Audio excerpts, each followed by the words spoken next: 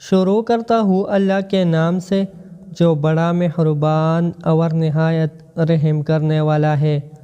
حضرت ابو ہریرہ رضی اللہ تعالیٰ عنہ سے روایت ہے کہ نبی کریم صلی اللہ علیہ وسلم نے فرمایا، جس وقت کوئی مسلمان اپنے بھائی کی بیمار پرسی کرتا ہے یا ویسے ہی ملاقات کے لیے جاتا ہے تو اللہ تعالیٰ فرماتا ہے، تو بھی پاکیزہ ہے اور تیرا چلنا بھی، تو نے جنت میں اپنا مقام بنا لیا ہے۔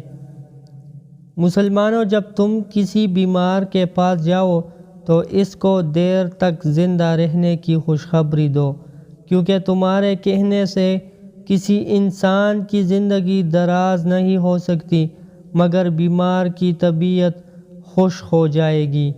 بیمار کی مناسب بیمار پرسی یہ ہے کہ مزاج پرسی کرنے والا اس کے پاس سے جلد اٹھ آئے۔ دوستو، اللہ تعالی ہمیں ان احادیث مبارکہ پر عمل کرنے اور اپنی زندگی کو سنوارنے کی توفیق دے۔